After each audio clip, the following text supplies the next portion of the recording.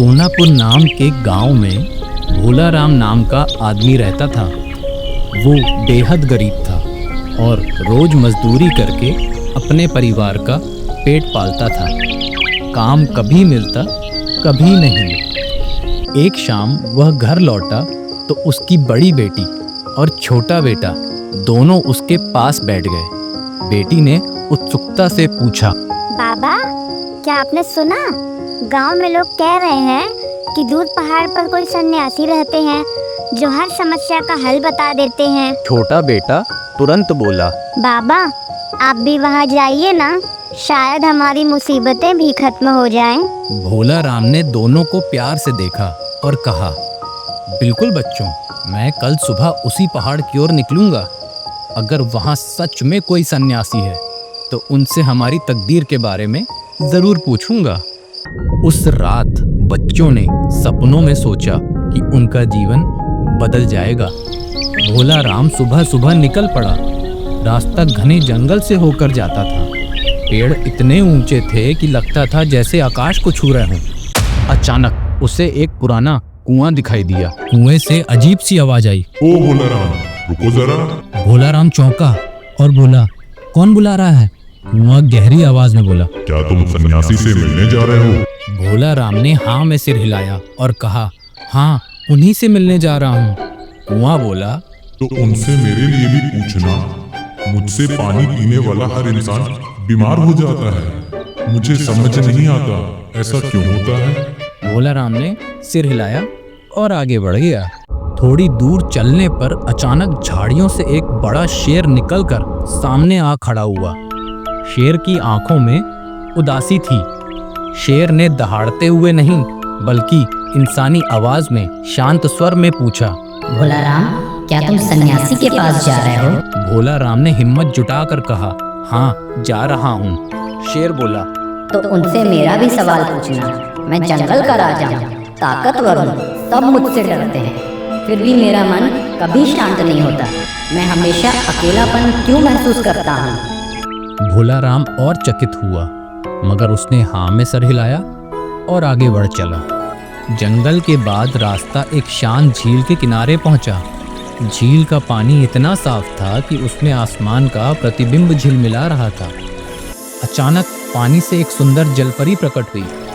उसने मधुर आवाज में कहा, भोला राम, क्या तुम सन्यासी से मिलने जा रहे हो? भोला राम बोला, हाँ, तुम्हें भी उनसे कुछ पूछना है क्या? हाँ, मैं झील से बाहर नहीं जा सकती। बाहर निकलते ही मेरी ताकत खत्म हो जाती है। क्यों मैं इस पानी में बंधी हुई हूँ? उनसे इसका कारण जरूर पूछना। भोला राम ने वादा किया और आगे बढ़ गया। काफी लंबा सफर तय करने के बाद आखिरकार भोला राम पहाड़ तक पहुंच गया। उस पहाड़ का नाम था मेघगिरी। वहां हमेशा बादल घिरे रहते और बरसात होती रहती थी। रास्ते में बिजली चमक रही थी। मगर जैसे ही भोला राम ऊपर पहुंचा, उसे एक गुफा दिखाई दी। गुफा के अंदर दिया जल रहा था और सन्यासी ध्यान में बैठे थे। भोला राम ने उन्हें प्रणाम किया और सारी बातें बता दी, कुएं की, शेर की और जलपरी की। सन्यासी मुस्कुराए और बोले, सभी सवालों का उत्तर सरल है। और भोला राम ने सन्यासी से सारे प्रश्नों का उत्तर जाना और वहां से वापस जंगल की ओर लौट चला। सबसे पहले भोला राम झील पर पहुंचा और जलपरी से कहा, तुम्हारा पानी से बनना अभिशाप नहीं, जिम्मेदारी है, क्योंकि यही तुम्हारा साम्राज्य है। जब तुम इस झील के जीवों की रक्षा करोगी तभी तुम्हारी शक्ति बनी रहेगी। जलपरी मुस्कुराई और पानी की चमक में विलीन हो गई। फिर भोला राम शेर के पास पहुंचा और बोला, तुम अकेलापन इसीलिए महसूस करते हो क्योंकि तुम सिर्फ डर पैदा करते हो। तुम्हारा हल यही है कि डर के बजाय सुरक्षा दो। शेर ने पहली बार छोटे जानवरों की रक्षा की और उसके मन में शांति उतर आई। अंत में भोला राम कुएं पर पहुंचा।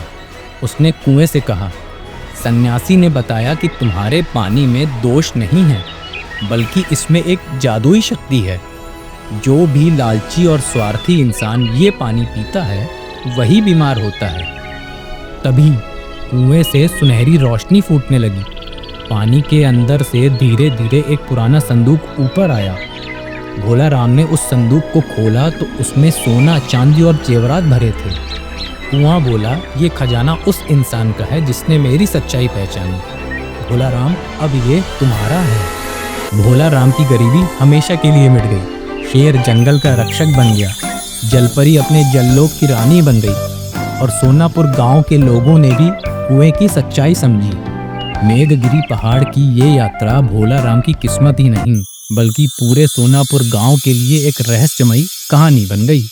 दोस्तों, इस कहानी से हमें ये सीख मिलती है कि किस्मत बदलती नहीं, बदली जाती है। जब इंसान सही सोच और सही कर्म के साथ आगे बढ़ता है, जिम्मेदारी निभाता है और दूसरों की मदद करता है, तो रास्ते खुद ब खुद खुल जाते हैं।